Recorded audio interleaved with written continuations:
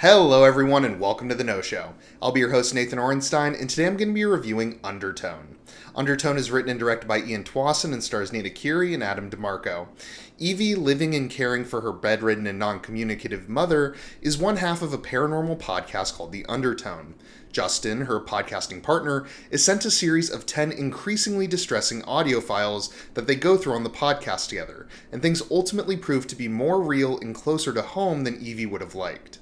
Undertone is A24's latest horror film, and it feels like an A24 horror film. Now, I'm not really in the business of grouping all their horror films together and boiling them down to a few common elements because I just don't really think that's possible. But I am aware of the broad generalizations and the reputation that A24 horror films have. Elevated horror is indeed the phrase that comes to mind with A24, which is an unfortunate and snobby way of classifying their films. A slow burn approach, themes like grief and trauma, a heavier reliance on atmosphere and technical craft, a general sense of artsiness. These are some of the components of a stereotypical A24 horror film, according to some people. Well, in the case of Undertone, which shamelessly checks each and every one of those boxes, those people are correct. And I gotta say, it feels like it's trying really hard to check every single one of those boxes. Ultimately, I feel like Undertone is the result of an amateur filmmaker trying to make a film that the cool kids will like and falling flat. Those A24 stereotypes were game changers 10 years ago, but to see a film so blatantly trying to fit that mold and not doing a very good job at it, it mostly just feels really disappointing. The real issue at hand, though, is the screenplay. The idea of these two podcasters, one who we never actually see because they're calling in remote, the idea of them going through these audio files one by one as they get increasingly more horrible and creepy is not a bad idea. But when you stretch that premise out over a feature-length runtime and the pacing is so choppy that it's constantly killing the tension, it just doesn't work. It takes them 4 recording sessions to get through the 10 audio files, and in between it's kind of just Evie doing nothing around her house. But what we do get are glacial camera movements, shots that hang on dark corridors for far too long, and the most obvious and persistent religious imagery you've ever seen.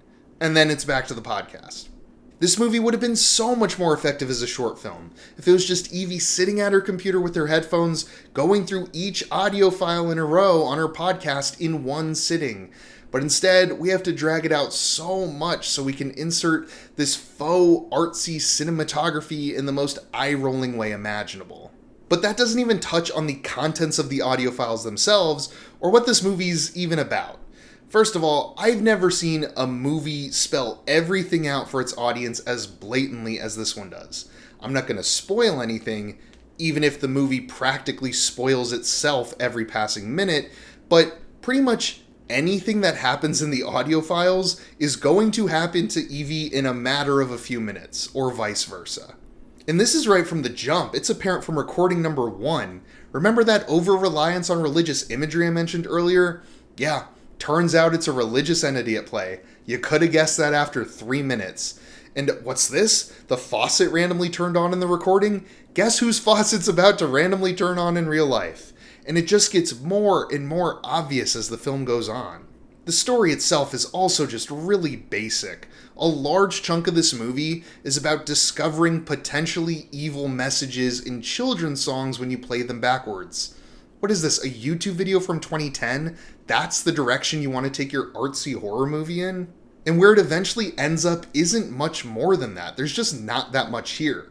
Of course, it does manage to work in a guilt angle, because you gotta either check the guilt or the trauma box if you're gonna go all the way, but ultimately it ends both obviously and unceremoniously.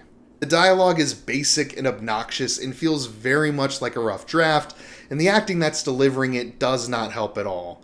And when you take all of that and put it in this sort of artsy horror movie that you can tell feels like it's better than you, it just comes off so poorly and almost disrespectful to the audience. I do want to at least end on a slightly positive note though. The key gimmick here is this whole audio horror thing with the podcast and all, and not being able to actually see what's happening for the vast majority of this film. I don't think this is a bad idea at all. This movie just doesn't have enough of any sort of foundation to make any sort of gimmick look good. But the sound design and mixing is really strong, and I think the movie is at its best when you're kind of just taking in the recordings for what they are, before the main characters add their annoying commentary. I hope someone else does try to make a similar movie soon, because the idea has legs, it just needs a story to run with it. And I know I've bashed this thing for being an amateur's attempt at an art house sort of horror film, but there is a good filmmaking sensibility here at least. It's in the style and the need to fill empty time where things really fall apart, but the movie is competently made. I think a more fleshed out and better paced screenplay would have allowed some of those stylistic, artsy choices to shine, but as it stands, they come off as extremely forced, and when there's nothing going on under the surface in these scenes between podcast recording sessions, it's very difficult to take seriously. And when the writer is also the director, he's gonna be at blame no matter what.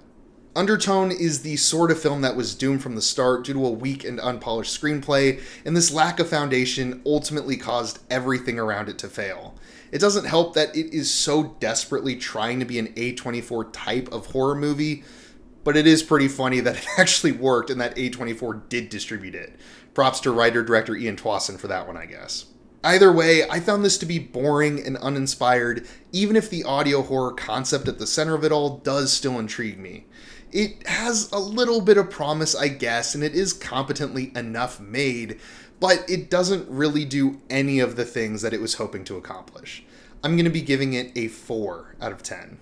If you enjoyed the review, then feel free to leave a like and subscribe if you're new. And if you've seen Undertone already, I'd love to hear your thoughts down in the comments below. I've been Nathan Orenstein with The No Show. Thanks for watching.